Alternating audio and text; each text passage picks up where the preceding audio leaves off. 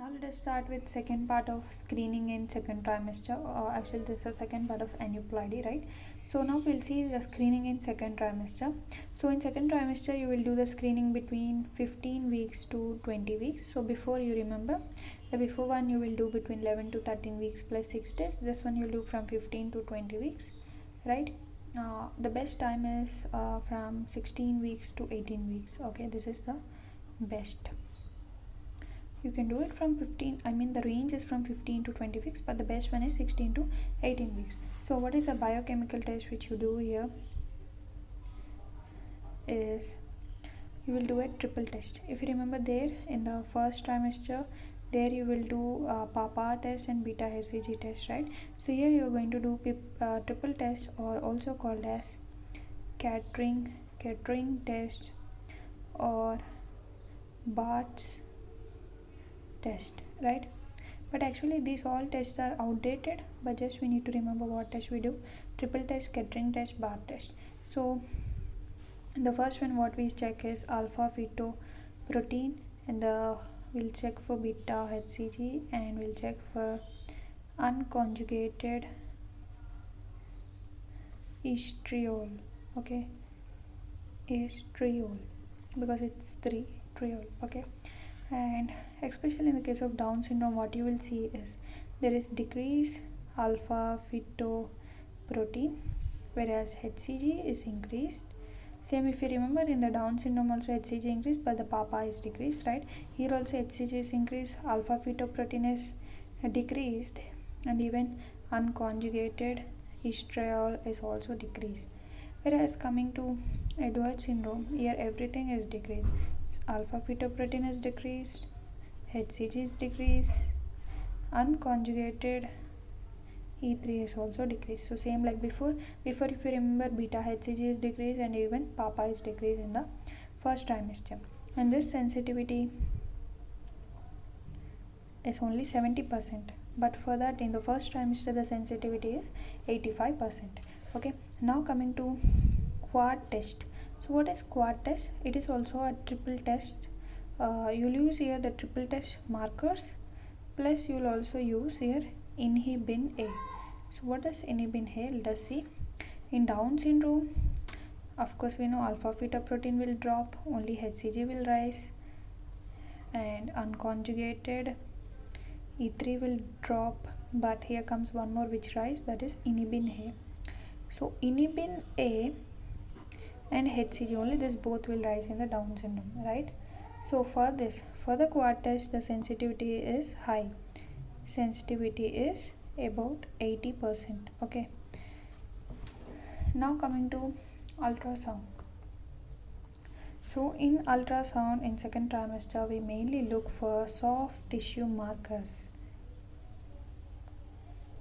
Okay, so soft tissue markers positive if any of two are present. So what are those any of two? Let us see. So let us write down a list. The first one is nuchal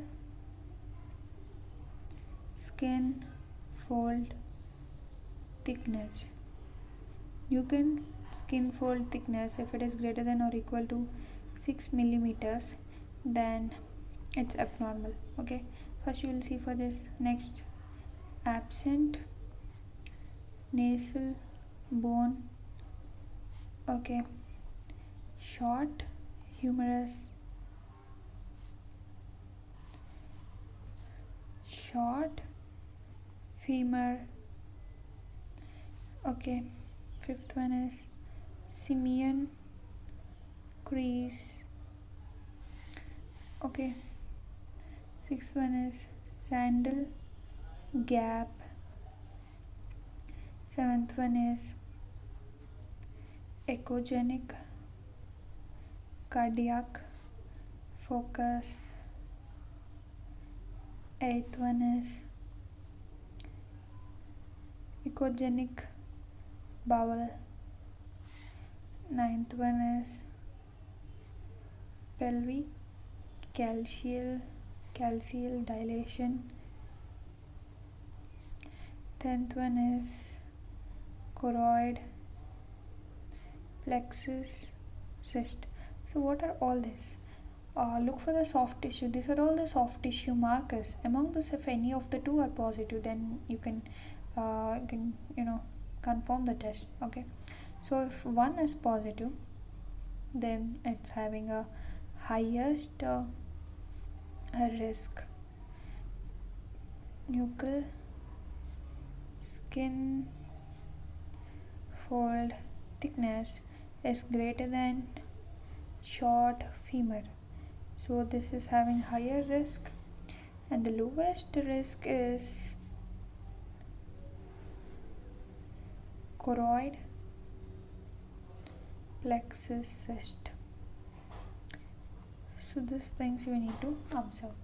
Now coming to integrated screening.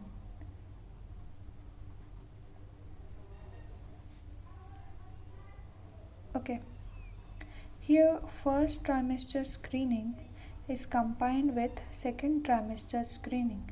Okay, so this is where you'll do dual test plus nuchal transcluency plus quad test. So it's an integrated test. Okay, all the tests are included. Next, 5 biochemical markers plus nuchal transcluency.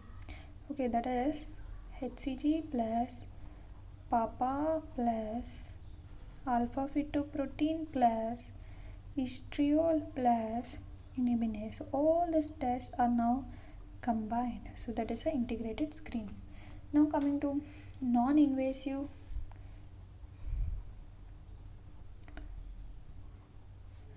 prenatal test. In short, NIPT, non-invasive prenatal test, done at any time greater than equal to 10 weeks. So greater than 10 weeks, at any time you can do this. It's done by taking mother's venous blood. So take mother's venous blood, okay, and check for cell-free fetal DNA. So take the mother's venous blood, check for cell-free fetal DNA. The source is placenta, which is having maternal blood, right? And remember that this test have 99% of sensitivity, means 99% of accuracy, you can see. But there are some disadvantages also. Disadvantages are like it's very expensive, first one. Second one is it's available only for trisomy 21, 18, 13 and Turner syndrome. So only for these it's available, and it can't give entire karyotyping. So it can't give entire karyotype, and it's secondary test. It's a secondary screening test, so if positive, again you need to do karyotyping, right? So now coming to prenatal genetic diagnostic test. So what is this? Prenatal genetic diagnostic test. It's actually a confirmatory test. Okay, it gives complete chromosomal makeup of fetus. So for that you need to do two ways. One is karyotyping, which is most common, and the other one is FISH. So what is this FISH? FISH is a fluorescent in situ hybridization. It has very quick results. Okay, so but it need fetal tissue,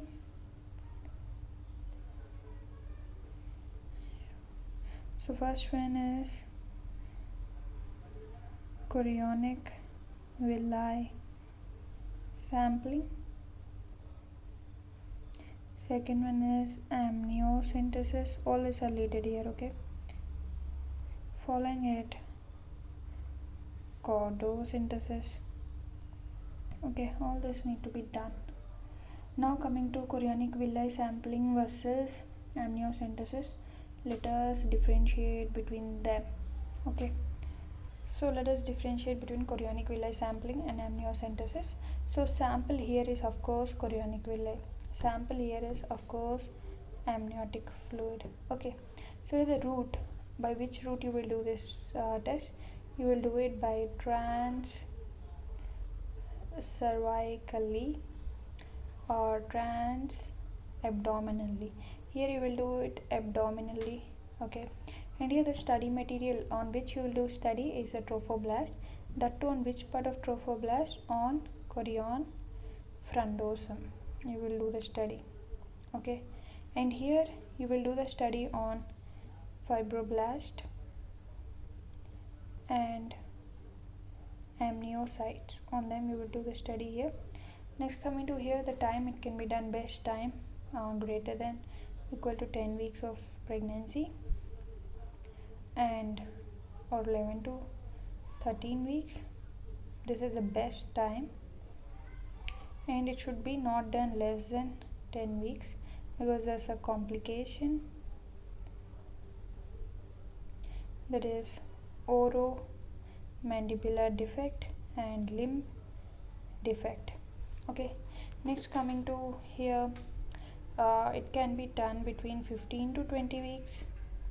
The best time is 16 to 18 weeks. Should not be done 11 to 14 weeks because it is leading to early amniocentesis, increased chance of fetal loss. Next, coming to advantage of chorionic villi sampling is it results in first trimester. Trophoblasts are actively dividing cells, so result is in just 2 to 4 days. Here the advantage is it's a safest procedure, it's most reliable, and it's having no problem of 2 cell lines. And here the disadvantage is high fetal loss rate, may get 2 placental lines, and there's a chance of placental mosaicism. And here the disadvantage is we need to wait till second trimester, and results take longer time, like about 7 to 10 days. So now coming to fetal loss, here there's 1%, that is 1 in 100 fetal loss. Here there's less than 0.5%, that is 0.3% you can say. Okay, so coming to other uses of amniocentesis, there's some other uses like it is therapeutic for polyhydramnios. Okay, and fetal lung maturity evaluation is done in third trimester. And in the case of neural tube defects, amniocentesis was earlier used as diagnostic test, and 2 markers, that is rise in the levels of alpha fetal protein and acetylcholine esterase, is more specific. Current diagnostic method is of course USG. If fetal hemolytic anemia, like example you take RH isoimmunization, current diagnostic method is Doppler of middle cerebral artery, especially we look at the peak systolic velocity. Okay, in acute fetal infections like TORCH, we do PCR of amniotic fluid. So lastly, we'll discuss about caudal synthesis. So caudal synthesis is sample which is taken from umbilical vein near placental end. Okay, and here the fetal loss rate is 2 to 3%. That is not used for genetic testing, and it is done greater than or equal to 18 weeks, and it is used in RH incompatibility to know exact hemoglobin of fetus. So when the peak systolic velocity of middle cerebral artery is greater than 1.5, okay, and note that the most common cause of Down syndrome is non-disjunction of chromosome. Okay, and it is having a recurrence rate of 1%. If Down syndrome is due to balanced translocation, 21/21 translocation, then the recurrence rate is 100%. Okay, next coming to pre-implantation genetic testing. Here you will do IVF done with help of polar body or blastocyst. Okay, so by this we have completed caudal synthesis or this aneuploidy screening. Next we'll start with perpurium.